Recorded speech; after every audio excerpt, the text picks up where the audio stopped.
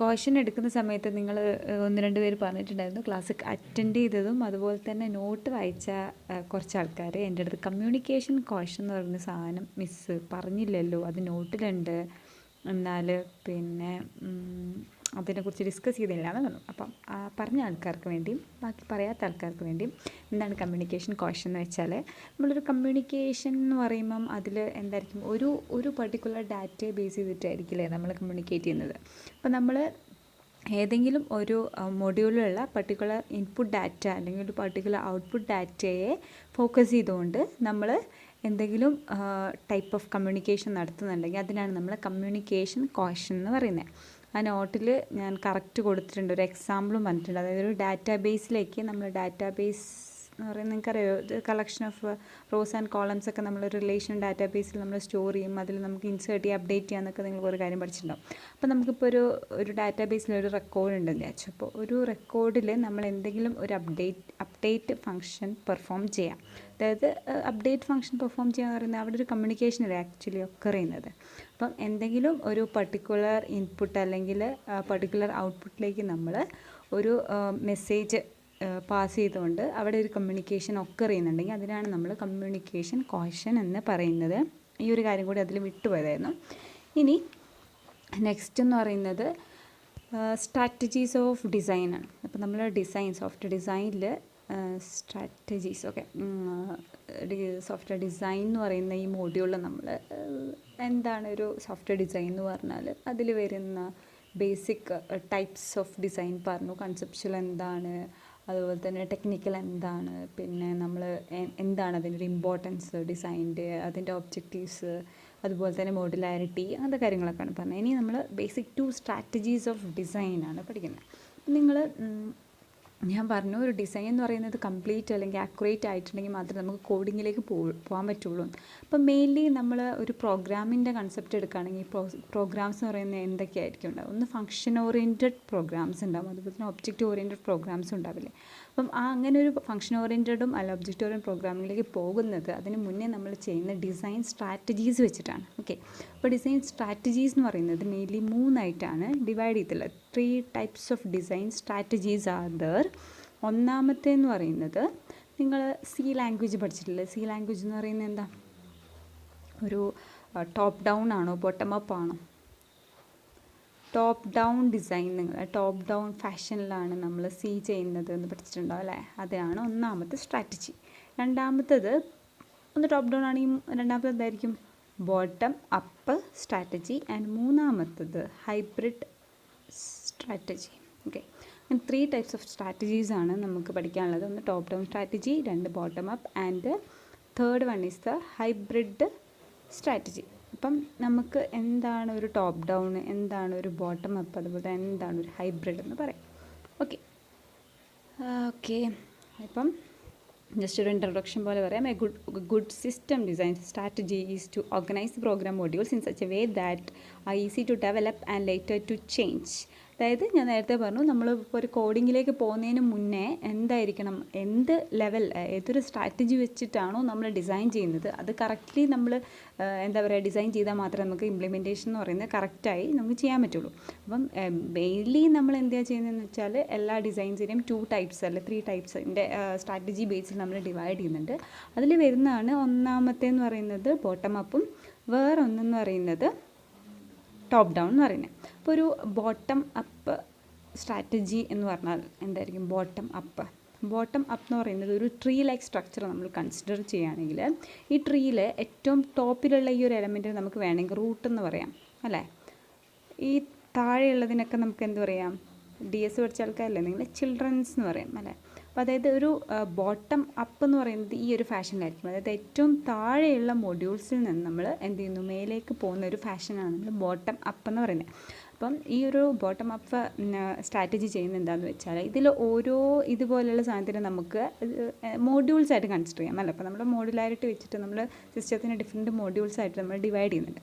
അപ്പോൾ നമ്മൾ ഇതൊരു മോഡ്യൂളാണെന്ന് വിചാരിച്ചോ, ഇതിപ്പോൾ ഒരു മൊഡ്യൂളാണ്, മൊഡ്യൂൾ 1 എന്ന് പറയുന്നത്. ഈ കാണുന്നതൊക്കെ നമ്മുടെ 2, 3, 4 അങ്ങനെയുള്ള മൊഡ്യൂൾസിനൊക്കെ നമുക്ക് സബ് മൊഡ്യൂൾ, ഇതൊരു മെയിൻ മൊഡ്യൂളും അത് നമ്മൾ സബ് മൊഡ്യൂൾസ് ആണെന്ന് നമ്മൾ കൺസിഡർ ചെയ്യാം.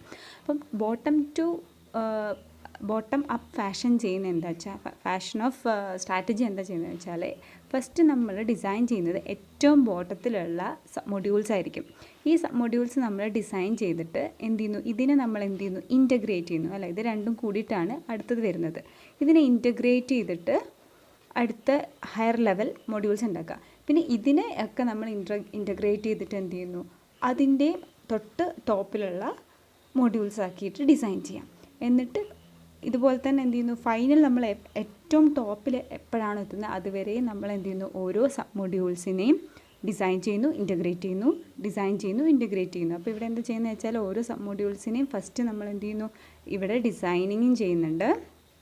എന്നിട്ട് എന്ത് ചെയ്യുന്നു, അതിനെ ഇൻറ്റഗ്രേറ്റ് ചെയ്യുന്നു, പിന്നെയും ഡിസൈൻ ചെയ്യുന്നു, പിന്നെയും ഇൻറ്റഗ്രേറ്റ് ചെയ്യുന്നു. അങ്ങനെ അങ്ങനെ ടോപ്പിലേക്ക് പോകുന്നത്, അതായത് ബോട്ടം ടു ടോപ്പിലേക്ക് പോകുന്ന ആ ഒരു ലെവൽ ഓഫ് സ്ട്രാറ്റജീനെയാണ് നമ്മൾ എന്ത് പറയുന്നത്, ബോട്ടം അപ്പ് സ്ട്രാറ്റജീസ് എന്ന് പറയുന്നത്. അപ്പം ഞാൻ പറഞ്ഞു അതൊരു സബ് മൊഡ്യൂൾ എടുക്കുന്നുണ്ട്, അതിനെ നമ്മൾ ഡിസൈൻ ചെയ്തു. എന്നിട്ട് 2 സബ് മൊഡ്യൂൾസിനെ അല്ല ഒന്നിൽ കൂടുതൽ സബ് മൊഡ്യൂൾസിനെ നമ്മൾ ഇൻറ്റഗ്രേറ്റ് ചെയ്തിട്ട് തൊട്ട് ഹയർ ലെവൽ മൊഡ്യൂൾ ഉണ്ടാക്കുന്നു. പിന്നെ അതിനെ ഇൻറ്റഗ്രേറ്റ് ചെയ്ത് അടുത്ത ഹയർ ലെവൽ, അങ്ങനെ അങ്ങനെ ടോപ്പിലേക്ക് പോകാൻ തോന്നും.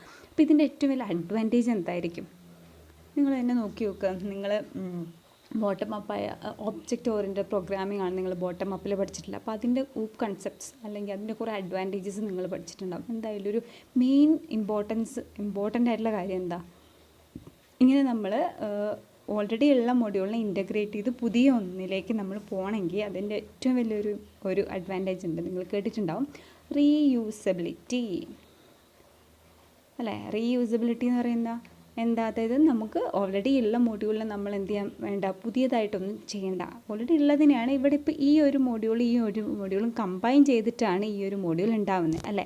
അപ്പോൾ ഈ ഒരു മൊഡ്യൂൾ ഉണ്ടാക്കണമെങ്കിൽ ഇത് രണ്ടിനെയും കമ്പൈൻ ചെയ്തിട്ട് നമ്മൾ അതിനെ റീയൂസ് ചെയ്തിട്ടാണ് ചെയ്യുന്നത്. അല്ലാണ്ട് ഇവിടെ പോയിട്ട് പിന്നെയും ഇതിൻ്റെ രണ്ടിനെയും നമ്മൾ എന്ത് ചെയ്യുന്നില്ല, പുതിയതായിട്ട് ഉണ്ടാക്കാൻ പോകുന്നില്ല.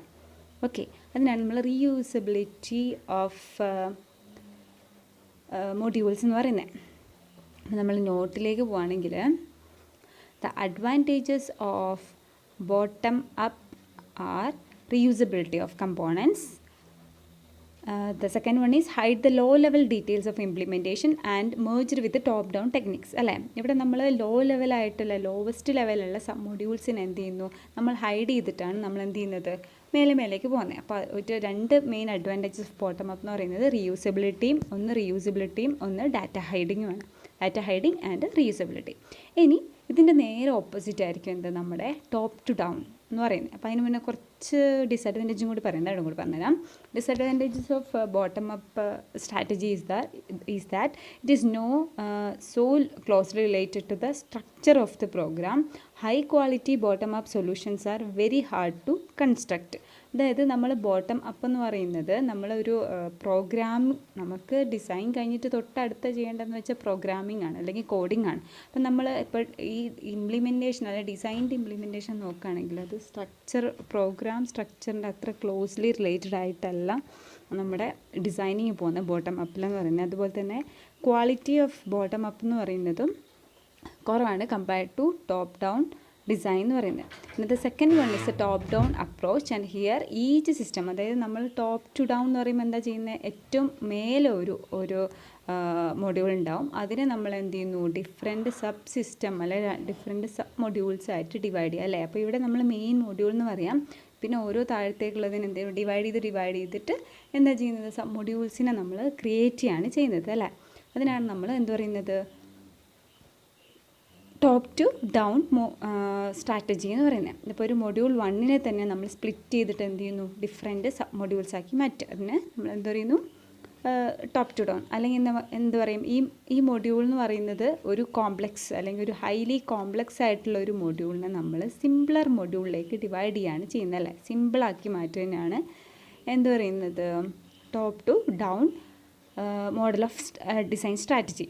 Then the advantage of top down are, the main advantage of top down approach is that it is strongly focused on requirement, helps to make the design responsive according to its requirements. അതുകൊണ്ട് തന്നെ ഒരു വലിയ കാര്യം എന്താണെന്ന് വെച്ചാൽ, ഇവിടെ നമ്മൾ ഏറ്റവും കോംപ്ലക്സ് ആയിട്ടുള്ള ഒരു സാധനത്തിനെ ഡിവൈഡ് ചെയ്ത് പോകാമെന്ന് വെച്ചാൽ അതിൽ മെയിൻലി നമ്മൾ പ്രോഗ്രാമിലേക്ക് ഇറ്റ് ഈസ് മെയിൻലി എന്തായിരിക്കും റിലേറ്റഡ് ടു, അല്ലെങ്കിൽ നമ്മൾ ഏറ്റവും പ്രോഗ്രാമിംഗ് കൺസെപ്റ്റിലേക്ക് നോക്കുകയാണെങ്കിൽ അതിനെ ക്ലോസ്ലി റിലേറ്റഡ് ടു എന്തായിരിക്കും, പ്രോഗ്രാംസ് ആയിരിക്കും എന്ത് നമ്മുടെ ഓരോ മോഡ്യൂൾസ് എന്ന് പറയുന്നത്. പിന്നെ രണ്ടാമത്തെ പറയുന്നത് ഡിസഡ്വാൻറ്റേജ് എന്ന് പറയുന്നത്, നമ്മളൊരു കോംപ്ലക്സ് ആയിട്ടുള്ള കാര്യത്തിന് ഡിവൈഡ് ചെയ്ത് പോകുന്നതിന് നമ്മൾ ഒരു പേര് പറയുന്നുണ്ട്. അതിനെന്താ പറയുക, ഫങ്ഷൻ ഓറിയൻറ്റഡ് ആണ് അല്ലേ. ഒരു ഫങ്ഷൻ ഓറിയൻറ്റഡ് എന്ന് പറയുന്നത് ഡിഫറെൻറ്റ് സബ് മോഡ്യൂൾസ് ആയിട്ട് ഡിവൈഡ് ചെയ്താണ് പോകുന്നത്. അതുകൊണ്ട് തന്നെ നമുക്ക് എന്ത് ചെയ്യാൻ പറ്റില്ല, റിയൽ വേൾഡിലുള്ള കാര്യങ്ങളൊന്നും നമുക്ക് ഈ ഒരു സ്ട്രാറ്റജി വെച്ചിട്ട് ഡിസൈൻ ചെയ്യാൻ പറ്റില്ല. അതാണ് ഒരു ഡിസഡ്വാൻറ്റേജ്. അപ്പോൾ അഡ്വാൻറ്റേജ് എന്ന് പറയുന്നത് പ്രോഗ്രാംസുമായിട്ട് ക്ലോസ്ലി റിലേറ്റഡ് ആയിരിക്കും. എന്നാൽ ഡിസഡ്വാൻറ്റേജ് എന്ന് പറയുന്നത് നമുക്ക് റിയൽ വേൾഡിലെ കാര്യങ്ങളൊന്നും എന്ത് ചെയ്യാൻ പറ്റില്ല, ഈ ഒരു ടോപ്പ് ഡൗൺ ഡിസൈൻ വെച്ചിട്ട് നമുക്ക് ഡിസൈൻ ചെയ്യാൻ പറ്റില്ല. ഇനി മൂന്നാമത്തേതാണ് ഹൈബ്രിഡ് ഡിസൈൻ. ഹൈബ്രിഡ് ഡിസൈൻ എന്ന് പറയുന്നത് ടോപ്പ് ഡൗൺ പ്ലസ് ബോട്ടം അപ്പിനാണ് നമ്മൾ ഹൈബ്രിഡ് എന്ന് പറയുന്നത്. ചില കേസിൽ നമുക്ക് ടോപ്പ് ഡൗൺ ഡിസൈനും അതുപോലെ തന്നെ ചില കേസിൽ നമുക്ക് ബോട്ടം അപ്പ് ഡിസൈനും രണ്ടും കൂടി കമ്പൈൻ ചെയ്തിട്ട് ഡിസൈൻ ചെയ്യേണ്ടി വരും. ആ കേസിൽ നമ്മൾ യൂസ് ചെയ്യുന്നതാണ് ഹൈബ്രിഡ് ഡിസൈൻ. ഓക്കെ, അപ്പം നമ്മൾ ഡിസൈൻ സ്ട്രാറ്റജിയാണ് പറഞ്ഞത്. ബോട്ടം അപ്പ് ഉണ്ട്, ടോപ്പ് ഡൗൺ ഉണ്ട്, ഹൈബ്രിഡ് ഉണ്ട്. അപ്പോൾ ടോപ്പ് ഡൗൺ നിങ്ങൾ സി ലാംഗ്വേജിൻ്റെ ബേസിൽ ഒരു ഫംഗ്ഷൻ ഓറിയൻറ്റഡ് അപ്രോച്ച് എടുക്കുക. ബോട്ടം അപ്പ് ആകുമ്പോൾ നിങ്ങൾ ഒബ്ജക്റ്റ് ഓറിയൻറ്റഡ് അപ്രോച്ച് എടുക്കുക. ബോട്ടം അപ്പിൽ നമ്മൾ ചെറിയ കമ്പോണൻസിനൊക്കെ ഇൻ്റഗ്രേറ്റ് ചെയ്ത് കമ്പൈൻ ചെയ്ത് മേലേക്ക് കൊണ്ടുവന്നതാണ് ബോട്ടം അപ്പ് എന്ന് പറയുന്നത്. ടോപ്പ് ഡൗൺ എന്ന് പറയുന്നത് മെയിൻ ആയിട്ടുള്ള ഒരു കോംപ്ലക്സ് ഉള്ള കാര്യത്തിൽ നമ്മൾ സ്പ്ലിറ്റ് ചെയ്ത് ചെറിയ മോഡ്യൂൾസ് ആക്കുക. അപ്പം കോംപ്ലക്സ് ആയതിനെ നമുക്ക് ചെറുതാക്കി ആക്കുമ്പോൾ എന്താ പ്രശ്നം എന്ന് വെച്ചാൽ പ്രോഗ്രാമുമായിട്ട് അത് റിലേറ്റഡ് ആയിരിക്കും. പക്ഷേ എന്ത് ചെയ്യാൻ പറ്റില്ല, റിയൽ വേൾഡിലെ കാര്യങ്ങളൊന്നും നമുക്ക് അവിടെ ചെയ്യാൻ പറ്റില്ല. എന്നാൽ ബോട്ടം അപ്പിൻ്റെ കേസിലാണെങ്കിലോ ഇവിടെ നമുക്ക് കോഡ് റീയൂസ് ചെയ്യാൻ പറ്റും, പിന്നെന്ന് വെച്ചാൽ ഡാറ്റ ഹൈഡ് ചെയ്യാൻ പറ്റും. പക്ഷേ പ്രോഗ്രാമുമായിട്ട് ക്ലോസ്ലി റിലേറ്റഡ് ആയിരിക്കില്ല. ഓക്കെ, ഇതാണ് അതിൻ്റെ ഒരു അഡ്വാൻറ്റേജും ഡിസഡ്വാൻറ്റേജും പറയുന്നത്. ഇനി നമുക്ക് പഠിക്കാനുള്ള കാര്യമാണ് ഫങ്ഷൻ ഓറിയൻറ്റഡ് ഡിസൈൻ, അല്ലെങ്കിൽ നമുക്ക് FOD എന്ന് പറയും. ചിലപ്പോൾ എക്സാമിന് ചോദിക്കുന്നത് എക്സ്പ്ലെയിൻ FOD എന്നായിരിക്കും. അപ്പോൾ നിങ്ങൾ FOD പഠിപ്പിച്ചിട്ടില്ല എന്ന് ഓർക്കണ്ട. ഫങ്ഷൻ ഓറിയൻറ്റഡ് ഡിസൈൻ തന്നെയാണ് FOD എന്ന് പറയുന്നത്. ഇവിടെ ഫങ്ഷൻ ഓറിയൻറ്റഡ് ഡിസൈൻ പറയുന്നത് എന്താ വെച്ചാൽ, the design process four software system often has 2 levels. At the first level, it's focused on deciding which modules are needed for the system on the basis of SRS, and in the second level, it describes how the modules should be interconnected. Okay, അപ്പോൾ നമ്മൾ ഒരു function oriented design പറയുമ്പം അതിൽ മെയിനായിട്ട് നോക്കുന്ന കുറച്ച് കാര്യങ്ങളുണ്ട്. അത് ഇന്ന് ഫങ്ഷൻ ഓറിയൻറ്റഡ് ഡിസൈൻ ഞാൻ കംപ്ലീറ്റ് പറയുന്നില്ല, ജസ്റ്റ് ഒരു ഇൻട്രൊഡക്ഷൻ പറഞ്ഞുതരാം. അപ്പോൾ ഫങ്ഷൻ ഓറിയൻറ്റഡ് ഡിസൈനിൽ ഒരു ജനറിക് പ്രൊസീജിയർ ഇതിൻ്റെ സബ്ബായിട്ട് വരുന്നതാണ്. അതിൻ്റെ ഡിസൈൻ നൊട്ടേഷൻസ് തന്നെ നിങ്ങൾക്ക് കുറേ ഉണ്ട്. പിന്നെ symbols used in constructing the structured chart, പിന്നെ അതിൽ വരുന്ന കുറച്ച് കൺട്രോൾ ഫ്ലോ, അങ്ങനത്തെ കുറേ കാര്യങ്ങളാണ് പഠിക്കാനുള്ളത്. അപ്പോൾ നമുക്കൊരു ഫങ്ഷൻ ഓറിയൻറ്റഡ് ഡിസൈൻ എന്ന് പറയുന്നൊരു കൺസെപ്റ്റിലേക്ക് പോവുകയാണെങ്കിൽ, ഒരു കൺസെപ്റ്റ് എന്താ ജസ്റ്റ് ഒന്ന് പറയാം. ഞാൻ പറഞ്ഞപ്പോൾ ടോപ്പ് ഡൗൺ ഡിസൈൻ തന്നെയാണ് എന്തെന്ന് പറയുന്നത്, ഫങ്ഷൻ ഓറിയൻറ്റഡ് ഡിസൈൻ എന്ന് പറയുന്നത്. Okay, function oriented design is an approach to software design where the design is decomposed into set of interacting units where each unit has clearly defined function. The system is design from a functional viewpoint. Okay, അപ്പോൾ നമ്മളൊരു programme അല്ലെങ്കിൽ ഒരു ഡിസൈനിൻ്റെ കാര്യം എടുക്കുകയാണെങ്കിൽ നമ്മളൊരു function oriented വ്യൂവും അതുപോലെ തന്നെ വേറൊരു ഒബ്ജക്റ്റ് ഓറിയൻറ്റഡ് വ്യൂവും തമ്മിലുള്ള ഡിഫറൻസ് എന്തായിരിക്കും? ഫങ്ഷൻ ഓറിയൻറ്റഡ് എന്ന് വെച്ചാൽ കൂടുതൽ നമ്മൾ എംഫസിസ് ചെയ്യുന്നത് അതിൻ്റെ ഫങ്ഷൻസിനെ ആയിരിക്കും. അതായത് ആ ഒരു മൊഡ്യൂൾ ചെയ്യുന്ന ഫങ്ഷനാലിറ്റീസ് എന്തൊക്കെയാണ്, ഫങ്ഷണൽ പാർട്ട് മാത്രമാണ് നമ്മൾ ഇമ്പോർട്ടൻസ് കൊടുക്കുന്നതെങ്കിൽ അത് നമ്മൾ ഫങ്ഷൻ ഓറിയൻറ്റഡ് ഡിസൈൻ എന്ന് പറയും. അതായത് നമ്മൾ എന്താ ചെയ്യുന്നതെന്ന് വെച്ചാൽ, ഫങ്ഷൻ ഓറിയൻറ്റഡ് ഡിസൈൻ എന്ന് പറയുന്നത് നമ്മൾ തൊട്ട് മുന്നേ പറഞ്ഞ ടോപ്പ് ഡൗൺ സ്ട്രാറ്റജി വെച്ച് ഫോളോ ചെയ്യുന്ന ഒരു ഡിസൈനാണ് ഫങ്ഷൻ ഓറിയൻറ്റഡ്. അതായത് ബേസിക്കായിട്ട് ഒരു മോഡ്യൂൾ ഉണ്ടാവും, അതിനെ നമ്മൾ എന്ത് ചെയ്യുന്നു, different modules M1, M2, M3 എന്നൊക്കെ പറഞ്ഞിട്ട് നമ്മൾ പിന്നെയും ഡിവൈഡ് ചെയ്ത് പോകാൻ ചെയ്യുന്നത്. അപ്പോൾ ഓരോന്ന് ഡിവൈഡ് ചെയ്ത് പോകാമെന്ന് വെച്ചാൽ എന്താ, ഓരോ സബ് മോഡ്യൂൾസിനും ഒരു വെൽ ഡിഫൈൻഡ് ഫങ്ഷൻ പെർഫോം ചെയ്യാൻ പറ്റുന്ന രീതിയിലായിരിക്കും നമ്മൾ അതിനെ ഇങ്ങനെ ഡിവൈഡ് ചെയ്ത് ഡിസൈൻ ചെയ്ത് പോകേണ്ടത്. ഓക്കെ, അപ്പോൾ ഫങ്ഷൻ ഓറിയൻറ്റഡ് ഡിസൈൻ എന്ന് പറയുന്നത് നമ്മളൊരു ടോപ്പ് ടു ബോട്ടം ഫാഷനിലാണ് ചെയ്യുന്നത്. അതായത് 2 ലെവൽസ് ആയിട്ടായിരിക്കും നമ്മളവിടെ ചെയ്യുന്നത്. അപ്പം ഫസ്റ്റത്തെ ലെവലിൽ നമ്മൾ പറയുന്നത് വെച്ചാൽ എങ്ങനെയാണ് ഇതിനെ നമ്മൾ ഡിവൈഡ് ചെയ്യുന്നതെന്നും, പിന്നെ രണ്ടാമത്തെ പറയുന്നത് എന്താണെന്ന് വെച്ചാൽ how it is inter connected, എങ്ങനെയാണ് ഇതിൻ്റെ ഫങ്ഷനാലിറ്റീസ് വരുന്നത്, അങ്ങനെയാണ് നമ്മൾ ഫങ്ഷൻ ഓറിയൻറ്റഡ് ഡിസൈൻ ചെയ്യുന്നത്. അപ്പോൾ ഫങ്ഷൻ ഓറിയൻറ്റഡ് ഡിസൈൻ ചെയ്യുമ്പോൾ ഓരോ സബ് മൊഡ്യൂൾസും എന്ത് ചെയ്യണം, ഒരു വെൽ ഡിഫൈൻഡ് ഫങ്ഷൻസ് പെർഫോം ചെയ്യുന്ന രീതിയിലായിരിക്കണം നമ്മൾ ഫങ്ഷൻ ഓറിയൻറ്റഡ് ഡിസൈൻ ചെയ്യേണ്ടത്. ഓക്കെ, പിന്നെ ഡിസൈൻ നൊട്ടേഷന് മുന്നേ ഇവിടെ പറയുന്ന ഒരു കാര്യം കൂടി ഞാൻ പറഞ്ഞിട്ട് നിർത്താം.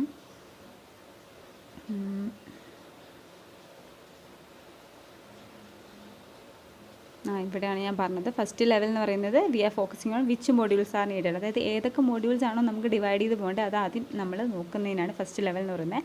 സെക്കൻഡ് ലെവൽ എന്ന് പറയുന്നത് നമ്മൾ ഡിവൈഡ് ചെയ്ത മോഡ്യൂൾസ് തമ്മിൽ എങ്ങനെ നമുക്ക് ഇൻ്റർ കണക്ട് ചെയ്യാം, ഈ രണ്ട് കാര്യങ്ങളാണ് ഫംഗ്ഷൻ ഓറിയൻറ്റഡ് ഡിസൈനിൽ ചെയ്യുന്നത്. ഓക്കെ, അതിലൊരു ജനറിക് പ്രൊസീജിയർ പറയുന്നുണ്ട്. അതെന്താണെന്ന് വെച്ചാൽ start with high level description of what software or program does and refine each part of the description one by one by specifying in greater details the functionality of each part. The point leads to the top down structure. അപ്പം ഈ generic procedure പറഞ്ഞത് ഞാൻ നേരത്തെ പറഞ്ഞ കാര്യം തന്നെ, അതായത് നമ്മൾ ഓരോന്നും നമ്മളൊരു ലെവൽ ബൈ ലെവലിൽ ചെയ്യുന്നു. അതായത് മെയിനായിട്ട് ഒരു മൊഡ്യൂൾ എടുക്കുന്നു, അതിനെ നമ്മൾ എന്ത് ചെയ്യുന്നു, പിന്നെയും ഡിവൈഡ് ചെയ്യുന്നു. ഇതൊക്കെ നോക്കുന്നത് SRS വെച്ചിട്ടാണ്. നമ്മളൊരു മെയിനായിട്ടുള്ളൊരു കോംപ്ലക്സ് ആയിട്ടുള്ള സാധനത്തിന് നമ്മൾ ഫംഗ്ഷനാലിറ്റി കളയാണ്ട് തന്നെ എന്ത് ചെയ്യുന്നു, ഡിഫറെൻറ്റ് സബ് മൊഡ്യൂൾസായിട്ട് ഡിവൈഡ് ചെയ്ത് എന്നിട്ട് ഓരോന്നിനെയും ഇൻ്റർ കണക്ട് ചെയ്യാം. ഓക്കെ, അതായത് നമ്മൾ എന്താണ് ഒരു ടോപ്പ് ഡൗൺ സ്ട്രക്ചറിൽ ചെയ്യുന്നത് ആ ഒരു കാര്യം തന്നെ. ഇനി അടുത്ത് നമ്മൾ ഡിസൈൻ നൊട്ടേഷൻസ് ആണ് പറയാൻ പോകുന്നത്. അപ്പോൾ ഡിസൈൻ നൊട്ടേഷൻസ് നമുക്ക് അടുത്ത ക്ലാസ്സിൽ പറയാം. ഞാൻ ജസ്റ്റ് പറഞ്ഞുതരാം. ഡിസൈൻ നൊട്ടേഷൻ നിങ്ങൾ അടുത്ത ക്ലാസ്സിൽ പറയണമെങ്കിൽ അതിന് മുന്നേ നിങ്ങൾ തൊട്ട് മുന്നത്തെ മൊഡ്യൂളിൽ നമ്മൾ പഠിച്ചിരുന്ന എന്തായിരുന്നു ഒരു DFT, എന്താണ് ഡാറ്റ ഡിക്ഷണറീസ് എന്നൊക്കെ പറഞ്ഞ് നമ്മൾ പഠിച്ചിട്ടുണ്ടായിരുന്നു. ഡാറ്റ ഡിക്ഷണറിയും DFTയും അതല്ലാണ്ട് വേറെയും നമുക്ക് കുറച്ച് കാര്യങ്ങളുണ്ട്. അപ്പോൾ ഈ രണ്ട് ഡിസൈൻ സ്ട്രാറ്റജീസ് അല്ല ഡിസൈൻ സിമ്പിൾസ് അതിൽ നമ്മൾ യൂസ് ചെയ്ത് ഡിസൈനിൽ സിമ്പിൾസ് എന്താണ് DFT, എന്താണ് ഒരു ഡാറ്റ ഡിക്ഷണറി, ഈ കാര്യങ്ങൾ നമ്മൾ ലാസ്റ്റ് മൊഡ്യൂളിൽ പറഞ്ഞിട്ടുണ്ടായിരുന്നു. അപ്പോൾ നാളെ നമ്മൾ ഡിസൈൻ നൊട്ടേഷൻ സ്റ്റാർട്ട് ചെയ്യുന്നതിന് മുന്നേ നിങ്ങൾ ഈ രണ്ട് കാര്യം എന്താ എന്ന് നോക്കി വെക്കുക. അതിൽ നമ്മൾ യൂസ് ചെയ്ത സിമ്പിളും. അപ്പോൾ അതാണ് നമ്മൾ ഇനി അടുത്ത ടോപ്പിക്കിൽ നമ്മൾ കവർ ചെയ്യാൻ പോകുന്നത്. ഓക്കെ, അപ്പം ഇന്ന് പറഞ്ഞത് ഇത്രയേ ഉള്ളൂ. എന്താണ് ടോപ്പ് ഡൗൺ ഹൈബ്രിഡ്, അതായത് ഡിസൈൻ സ്ട്രാറ്റജീസിൽ വരുന്ന ടോപ്പ് ഡൗണും ബോട്ടം അപ്പ് ഹൈബ്രിഡും പിന്നെ ഒരു ഫംഗ്ഷൻ ഓറിയൻറ്റഡ് ഒരു ഇൻട്രൊഡക്ഷൻ, ഇത്രയും കാര്യങ്ങളാണ് പറഞ്ഞത്. അപ്പം കുറച്ച് കാര്യങ്ങൾ പറഞ്ഞിട്ടുള്ളൂ. അപ്പോൾ ഒന്ന് വായിച്ച് നോക്കുക, ഡൗട്ട് ഉണ്ടെങ്കിൽ ചോദിക്കാം. Okay, thank you.